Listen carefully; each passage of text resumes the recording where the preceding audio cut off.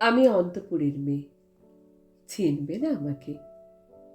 তোমার শেষ গল্পের বইটি পড়েছি শরৎবাবু, বাসি ফুলের মালা। তোমার নায়িকা এলোকেশীর মরণ দশা ধরেছিল ৩৫ বছর বয়সে। ২৫ বছর বয়সের সঙ্গে ছিল তার রেশারেশি। দেখলেম তুমি মহাদাশয় বটে, জিতিয়ে দিলে তাকে। নিজের কথা বলি, বয়স আমার অল্প, একজনের মন ছুঁয়েছিল আমার এই কাঁচা বয়সের মায়া। তাই জেনে পুলক লাগতো আমার দেহে। ভুলে গিয়েছিলেম অত্যন্ত সাধারণ মেয়ে আমি। আমার মতো এমন আছে হাজার হাজার মেয়ে, অল্প বয়সের মন্ত্র তাদের যৌবনে। তোমাকে দোহাই দিই, একটি সাধারণ মেয়ের গল্প লেখো তুমি। বড় দুঃখ তারও স্বভাবের গভীরে অসাধারণ যদি কিছু তলিয়ে থাকে কোথাও, কেমন করে প্রমাণ করবে সে? এমন কজন মেলে যা তারা ধরতে পারে? কাঁচা বয়সের জাদু লাগে ওদের চোখে। মন যায় না সত্যের খোঁজে। আমরা বিকিয়ে যাই মরীচিকার দামে। কথাটা কেন উঠল তা বলি। মনে করো নাম তার নরেশ। সে বলেছিল কেউ তার চোখে পড়েনি আমার মতো। এত বড় কথাটা যে বিশ্বাস করব সে সাহস হয় না। না করব সে এমন জোর কই। একদিন সে গেল বিলেতে, চিঠিপত্র পাই বা কখনো? মনে মনে ভাবি, রামো রামো, এত মেয়ে আছে সে দেশে, এত তাদের ঠেলাঠেলি ভিড়, আর তারা কি সবাই অসমান না?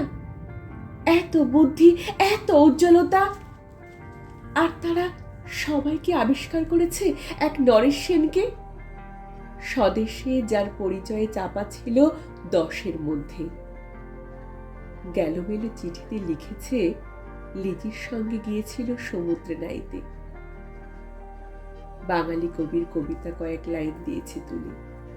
সেই যেখানে উর্বশী উঠেছে সমুদ্র থেকে, তারপরে বালির পরে বসলো পাশাপাশি, সামনে দুলছে নীল সমুদ্রের ঢেউ, আকাশে ছড়ানো নির্মল সূর্যালোক। লিজি তাকে খুব আস্তে আস্তে বললে, এই সেদিন তুমি এসেছ, 2 দিন পরে চলে যাবে। ঝিনুকের 2টি খোলা, মাঝখানটুকু ভরা থাক একটি নিরেট অশ্রুবিন্দু দিয়ে। দুর্লভ, মূল্যহীন। কথা বলবার কি অসমান না ভঙ্গি! সেই সঙ্গে নরেশ লিখেছে, কথাগুলো যদি বানানো হয় দোষ কি? কিন্তু চমৎকার, হিরে বসানো সোনার ফুল কি সত্য?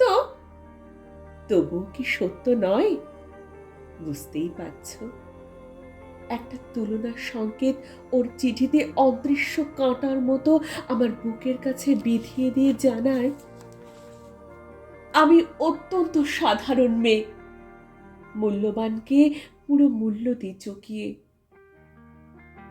এমন ধন নেই আমার হাতে। ওগো, না হয় তাই হলো, না হয় ঋণী রইলেম চিরজীবন। পায়ে পড়ি তোমার, একটা গল্প লেখো তুমি শরৎবাবু, নিতান্ত সাধারণ মেয়ের গল্প,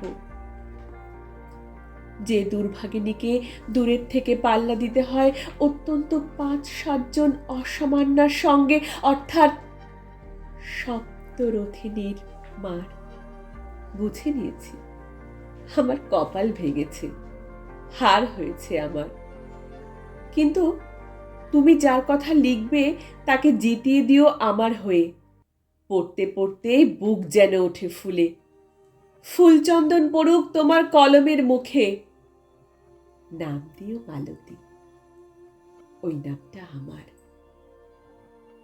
ধরা পড়বার ভয় নেই। এমন অনেক মালতী আছে বাংলাদেশে, তারা সবাই সামান্য মেয়ে। তারা ফরাসি জার্মান জানে না, কাঁদতে জানে। কি করে জিতিয়ে দেবে? উচ্চ তোমার মন, তোমার লেখনী মহীয়সী। তুমি হয়তো ওকে নিয়ে যাবে ত্যাগের পথে, দুঃখের চরমে শকুন্তলার মতো। দয়া করো আমাকে, নেমে এসো আমার সমতলে। বিছানায় শুয়ে শুয়ে রাতের অন্ধকারে দেবতার কাছে যে অসম্ভব বর মাগি, সে বর আমি পাব না, কিন্তু পাই যেন তোমার নায়িকা। রাখো না কেন নরেশকে 7 বছর লন্ডনে, বারবার ফেল করুক তার পরীক্ষায়, আদরে থাক আপন উপাসিকা মণ্ডলীতে। ইতিমধ্যে মালতী পাশ করুক এমএ কলকাতা বিশ্ববিদ্যালয়ে, গণিতে হোক প্রথম তোমার কলমের এক আঁচড়ে। কিন্তু ওখানেই যদি থামো, তোমার সাহিত্য সম্রাটের নামে পড়বে কলঙ্ক। আমার দশা যাই হোক, খাটো করো না তোমার কল্পনা। তুমি তো কৃপণ নও বিধাতার মতো।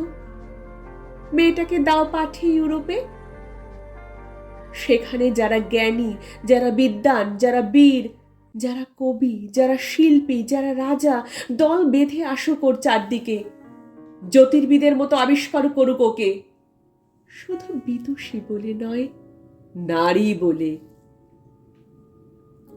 ওর মধ্যে যে বিশ্ববিজয়ী জাদু আছে, ধরা পড়ুক তার রহস্যে। মূঢ়ের দেশে নয়, যে দেশে আছে সমাজদার, আছে দরদি, আছে ইংরেজ, জার্মান, ফরাসি।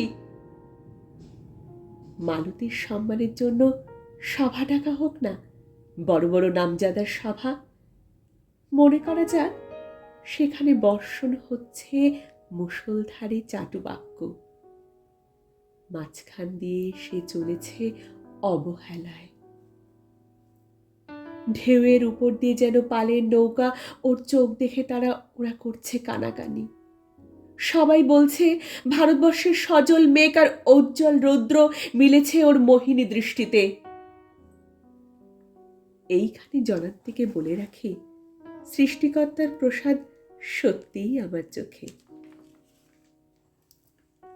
বলতে হলো নিজের মুখেই, এখনো কোনো ইউরোপীয় রসজ্ঞের সাক্ষাৎ ঘটেনি কপালে। নরেশ এসে দাঁড়াক সেই কোণে, আর তার সেই অসামান্য মেয়ের দল। আর তারপরে তারপরে আমার নোটে 7টি মুড়লো, স্বপ্ন আমার ফুরলো। হায় রে সামান্য মেয়ে, হায় রে বিধাতার শক্তি অপব্যয়।